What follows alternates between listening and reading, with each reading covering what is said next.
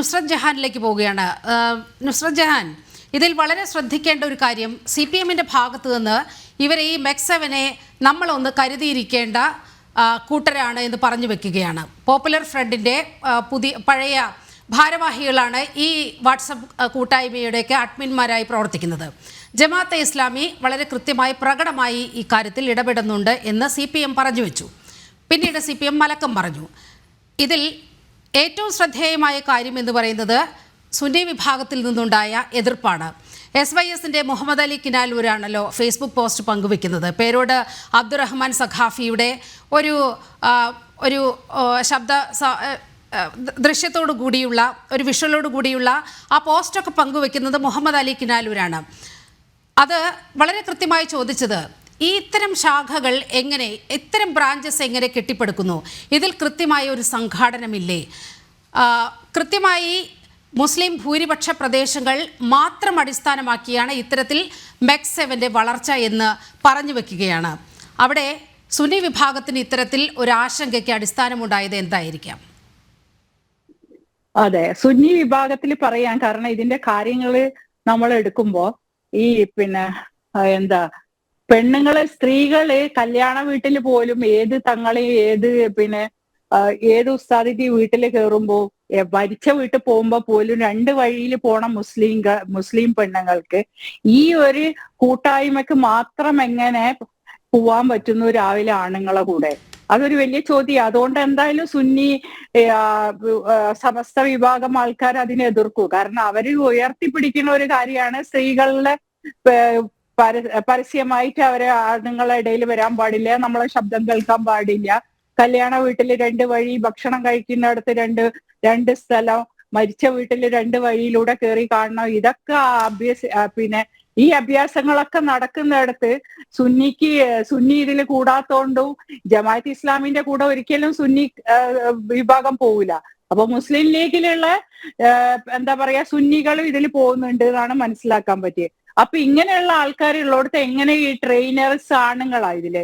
നമ്മൾ മനസ്സിലാക്കേണ്ട ഒരു കാര്യം, ജിമ്മ് ഹറാമാണെന്ന് പറഞ്ഞ ഞങ്ങളെ വർഗത്തിനോട് ചോദിക്കേണ്ട ഒരു ചോദ്യമാണ്, എങ്ങനെ ട്രെയിനേഴ്സ് ആണുങ്ങൾ ട്രെയിൻ ചെയ്യണോടത്ത് ഈ പെണ്ണുങ്ങളല്ല ജീവിതത്തിൽ ഒരിക്കൽ പോലും ട്രെയിനിങ് ഒന്നും എടുക്കാത്തവരെ രാവിലെ കൊണ്ടുപോയി ചാടി തുള്ളി എക്സസൈസ് എടുപ്പിക്കുന്നത് ഈ സ്ത്രീകളെയൊക്കെ എങ്ങനെയാന്നുള്ളത് വലിയൊരു സയന്റിഫിക് ആയിട്ടും അത് നമ്മൾ പറയണ്ടല്ലോ, ആരോഗ്യപരമായിട്ട് നമ്മളെ വ്യായാമങ്ങളൊക്കെ ആവട്ടെ എന്ന് പറയുന്നുണ്ട്. പക്ഷെ വേറൊരു കാര്യം എന്നുള്ളത് ഈ വ്യായാമം പറയുന്ന സംഗതികൾ തെറ്റാണ്. യോഗ മുസ്ലിം സമുദായത്തിന് എതിരാണ്. സൂര്യ നമസ്കാരം പാടില്ലാതെ പലരും യോഗ ചെയ്യുന്നുണ്ട്, അല്ലെ? അതെ. അപ്പൊ ഈ സൂര്യ നമസ്കാരം പോലും ഒഴിവാക്കി യോഗ ചെയ്യിപ്പിച്ച ആൾക്കാർക്ക് ഈ ആണുങ്ങൾ ട്രെയിനേഴ്സ് ആയിട്ട് വന്നവിടത്ത് സുന്നി വിഭാഗമെങ്കിലും അതിനെന്തെങ്കിലും പറയണ്ട. അബൂബക്കർ വിഭാഗം കാന്തപുരം ഉസ്താദ് എന്ന് പറയുന്നത് ഒരു വലിയ വിഭാഗമാണല്ലോ.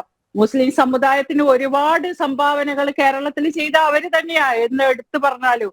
മുസ്ലിം ലീഗിൽ നിന്ന ഒരു വലിയ രാഷ്ട്രീയ പാർട്ടിക്കോ മൗദൂദികൾക്കോ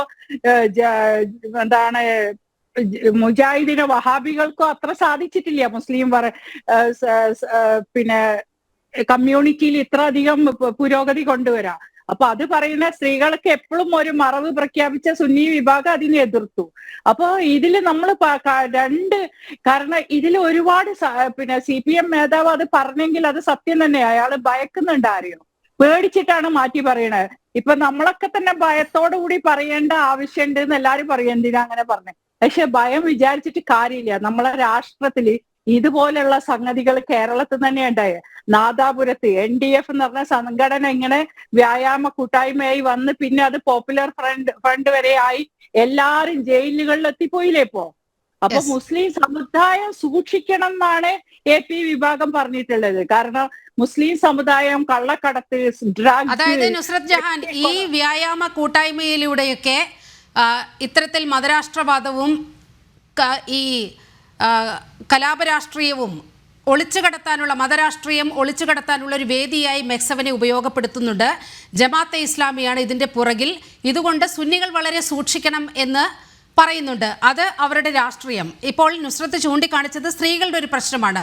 സ്ത്രീകളുടെ ഒരു പ്രശ്നം മാത്രമല്ല ഇതിൽ സുന്നി വിഭാഗത്തെ ആശങ്കപ്പെടുത്തുന്നത് എന്നാണ് മനസ്സിലാക്കുന്നത്. ഈ മുസ്ലിം ഭൂരിപക്ഷ പ്രദേശങ്ങളിൽ മാത്രം ഇത്തരത്തിൽ ഈ കൊണ്ടുപിടിച്ച് ഇത്തരം ശ്രമങ്ങൾ നടക്കുന്നത് ജാഗ്രതയോടെ സമീപിക്കണം എന്ന് പറയുന്നുണ്ട്. മുസ്ലിം വിഭാഗത്തിന് ഏറ്റവും വലിയ വൃത്തികെട്ട വർഗമായിട്ട് ചിത്രീകരിക്കാൻ അവസരം കൊടുത്ത് ഇതുപോലുള്ള സംഘടനകൾ വളർന്നു വന്നതാണ്. നാദാപുരത്ത് നാഷണൽ ഡെമോക്രാറ്റിക് ഫ്രണ്ട് എന്ന് പറഞ്ഞു വന്നു. അതിനുശേഷം എന്തിനും അറപ്പില്ലാതെ വെട്ടാനും കൊല്ലാനും ചോര ചിന്തിക്കാനും പഠിപ്പിച്ച ഒരു ഇതായിരുന്നു ലാസ്റ്റ് വന്നപ്പോ NDF ഉണ്ടായിരുന്നത്. അതന്നല്ലേ PFI നമ്മൾ കണ്ടേ. അപ്പൊ മുസ്ലിം യുവാക്കളെ ഏറ്റവും അധികം ചീത്തയായ ബുദ്ധിയിലൂടെ നയിക്കുന്നുള്ളത് അവര് AP വിഭാഗം പേടിക്കും. കാരണം അവരിൽ ഇന്ന് ഡോക്ടേഴ്സ് ആയവരും എഞ്ചിനീയേഴ്സ് ആയവരും എത്രയോ ആൾക്കാരാ. നമ്മളത് എടുത്തു പറയേണ്ട കാര്യമാണ്. ഇവരെ ഒരു ഡോക്ടർമാരെയോ ഒരു എഞ്ചിനീയറിനെയോ ഫ്രീ ആക്കിയിട്ട് ഈ പറയുന്ന ഈ എക്സസൈസ് ചെയ്യാൻ പോയ ഈ കൂട്ടായ്മ ആരെങ്കിലും ചെയ്തിട്ടുണ്ടോ ചോദിക്കും. പക്ഷെ സുന്നി വിഭാഗത്തിൽ ആയിരങ്ങളെ നിങ്ങൾക്ക് കാണാം ഇത്രയും വർഷങ്ങൾ കൊണ്ട്. നമ്മൾ പറയുമ്പോ എല്ലാം പറയും. അപ്പൊ അങ്ങനെ ഒരു സമുദായത്തിനെ വളർത്തി ഇസ്ലാമിക രീതിയിലുള്ള വെച്ച് തന്നെ ഏറ്റവും നല്ല വളർച്ച കൊടുക്കുമ്പോ ഇതുപോലുള്ള കൊലപാതകങ്ങൾക്കും തീവ്രവാദത്തിനും ഒക്കെ നയിക്കാൻ ചെറുപ്പക്കാരെ ഇൻട്രസ്റ്റ് ആക്കാനും വീട്ടിൽ നിന്ന് ഉമ്മനെയും വാപ്പനെയും വെല്ലിമാനെയും ഒക്കെ കൊണ്ടുപോവുക എക്സസൈസിന്. വെല്ലിമാര് വരെ പർദ്ദട്ടിട്ട് പോവുക. ഇതൊന്നും ആലോചിക്കണം. ഇതിന് എന്ത് ശാസ്ത്രീയ രീതിയാണ് ആ എക്സസൈസിലുള്ള. ഞാൻ കണ്ടു എക്സസൈസ് ഇങ്ങനെ കുറെ കിടന്ന് തുള്ളണ. പെട്ടെന്ന് ഒരു സമയത്ത് നമ്മൾ ശബ്ദം വെക്കാനും തുള്ളാനൊന്നും എക്സസൈസിൽ പാടില്ല ശാസ്ത്രീയ രീതിയാണെങ്കിൽ. കാരണം ഒരു ശബ്ദം പോലും പുറത്തേക്ക് വരാതെയാണ് നമ്മൾ ഈ ശരിയായ യോഗ അഭ്യസിക്കുന്നത്. യോഗ, പ്രാണായാമം ഇതൊക്കെയാണ് നമ്മളെ ആരോഗ്യത്തിന് വേണ്ടി ചെയ്യുന്നതാണ്.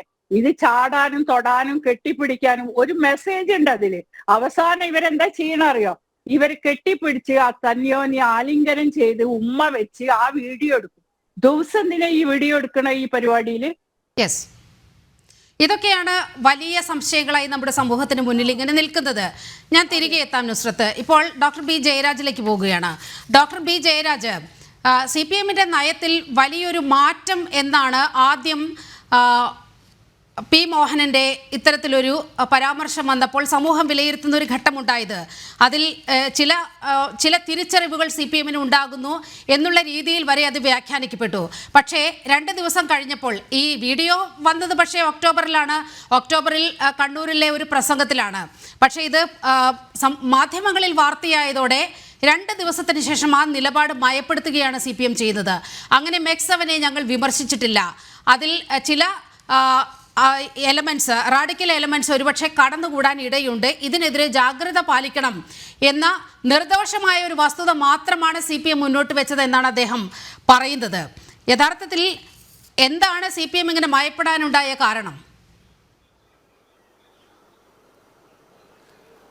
നീലിമ, ഇതിനകത്ത് നമ്മളൊരു കാര്യം മനസ്സിലാക്കേണ്ടത് എന്താണെന്ന് വെച്ച് കഴിഞ്ഞാൽ, ഈ മോഹൻ മാഷിൻ്റെ പ്രസംഗം ഞാൻ കേട്ടതാണ് കംപ്ലീറ്റ് ആയിട്ട്, ഫുള്ളായിട്ട്. അതായത് ഈ എഡിറ്റഡ് വേർഷൻ അല്ല, അല്ലാതെ ഫുൾ വേർഷൻ ഞാൻ കേട്ടതാണ്.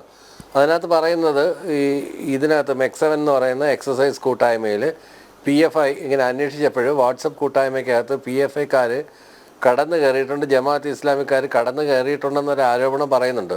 ആ ആരോപണത്തിൽ നിന്ന് പിന്നോട്ടൊന്നും പോയിട്ടില്ല. അല്ലാതെ MEC-7 മുഴുവൻ PFIക്കാരാണ്, മൊത്തം ജമാഅത്ത് ഇസ്ലാമിക്കാരാണ് എന്നൊന്നും മോഹൻ മാഷ് പറഞ്ഞിട്ടുമില്ല. അതാണ് പറഞ്ഞത്.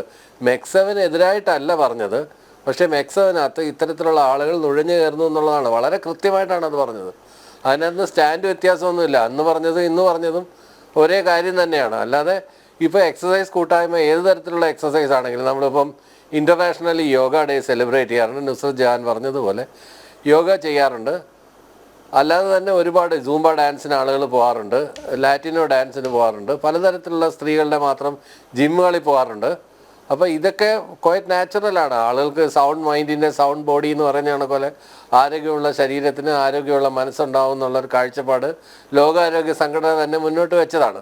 അപ്പോൾ അതിനൊക്കെ വേണ്ടിയിട്ടാണ് നമ്മൾ ഈ സെഡൻറ്ററി ലൈഫ് രോഗങ്ങൾ, അതായത് ജീവിതശൈലി രോഗങ്ങൾ വരാതിരിക്കാൻ വേണ്ടി, സെഡൻറ്ററി ലൈഫ് നയിക്കുമ്പോൾ ഉണ്ടാകുന്ന രോഗങ്ങൾ വരാതിരിക്കാൻ വേണ്ടി തീർച്ചയായിട്ടും വ്യായാമങ്ങൾ വളരെ നല്ലതാണ്.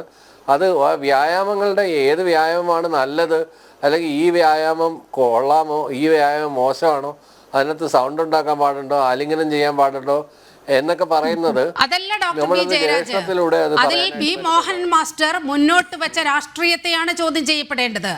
അന്ന് വളരെ കൃത്യമായി ജമാഅത്തെ ഇസ്ലാമിയെയും പോപ്പുലർ ഫ്രണ്ടിനെയും ഒക്കെ പേരെടുത്തുകൊണ്ട് വിമർശിക്കുകയാണ്. പക്ഷേ പിന്നീട് അദ്ദേഹത്തിന്റെ വാക്കുകളിൽ അങ്ങനെയൊന്നും പറയുന്നില്ല. മെക്സെവനെ വിമർശിച്ചിട്ടേയില്ല. ഇതിൽ മതരാഷ്ട്രവാദികൾ ഉൾപ്പെടെയുള്ളവർ കടന്നു കയറാൻ ശ്രമമുണ്ട്.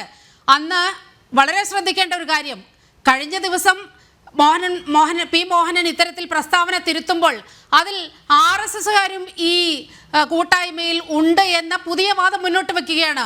അതൊരു പക്ഷേ ശ്രദ്ധിക്കപ്പെടാതെ പോയതായിരിക്കാം. അപ്പോൾ വളരെ കൃത്യമായി ജമാഅത്തെ ഇസ്ലാമിക്കും പോപ്പുലർ ഫ്രണ്ടിനുമെതിരെ ഒരു നിലപാടെടുത്തു. വളരെ കൃത്യമായ സമ്മർദ്ദം CPM-ന് മേൽ വരുന്നു. CPM ഒരു അക്ഷരം മിണ്ടിയില്ലല്ലോ ഇക്കാര്യത്തിൽ. ഔദ്യോഗിക നേതൃത്വം ഇത്ര വലിയൊരു കോലാഹലം ഉണ്ടായിട്ടും പ്രതികരിക്കുന്ന ഒരു സ്ഥിതിയൊന്നും ഉണ്ടായില്ല. വളരെ ഭയപ്പെട്ട് അങ്ങനെ മെക്സെവനെ ഞങ്ങൾ വിമർശിച്ചതല്ല, ഒരു സമൂഹം ഒരു ചെറിയ ജാഗ്രത ഇക്കാര്യത്തിലൊക്കെ പുലർത്തണം കേട്ടോ എന്ന രീതിയിൽ വളരെ ഭയപ്പെട്ട ഒരു പ്രസ്താവന പി മോഹനനിൽ നിന്നുണ്ടായി.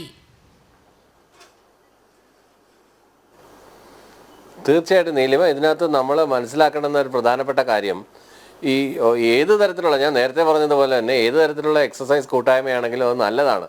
പക്ഷേ അതിനകത്ത് ഇത്തരത്തിലുള്ള എലമെൻറ്റ്സ് കടന്നു കയറാനുള്ള സാധ്യതയുണ്ടെങ്കിൽ അതിനെ തടയാൻ തന്നെ വേണം. ഉദാഹരണത്തിന് കേഡർ പാർട്ടികളിൽ ഉൾപ്പെടെ, കേഡർ പാർട്ടികൾ CPM പോലുള്ള പാർട്ടികളിൽ ഉൾപ്പെടെ അല്ലെങ്കിൽ BJP പോലുള്ള പാർട്ടികളിൽ ഉൾപ്പെടെ ഇത്തരത്തിലുള്ള എലമെൻറ്റ്സ് കടന്നു കയറുന്നുണ്ട്.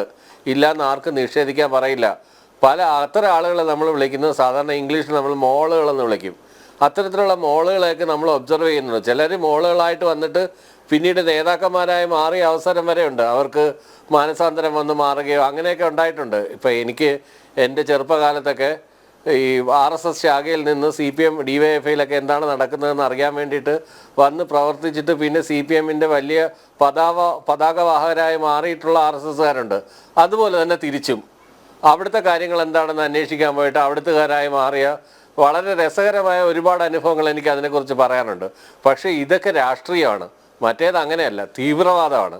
അതാണ് നമ്മൾ വളരെ ശ്രദ്ധിക്കേണ്ടുന്നത്. ഒരു രാഷ്ട്രീയ പ്രവർത്തനവും തീവ്രവാദ പ്രവർത്തനവും രണ്ടും രണ്ടാണെന്നും തീവ്രവാദ പ്രവർത്തനങ്ങൾ, തീവ്രവാദ എലമെന്റ്സ് നുഴഞ്ഞു കയറി കഴിഞ്ഞാൽ എന്തൊക്കെയാണ് സംഭവിക്കുന്നതെന്നുള്ളതാണ് നമ്മൾ രാഷ്ട്രീയത്തിൽ തീവ്രവാദ രാഷ്ട്രീയവും കൂടി കലരുമ്പോഴാണ് കേരളത്തിനും രാജ്യത്തിനും ഭീഷണി ഉണ്ടാകുന്നത്.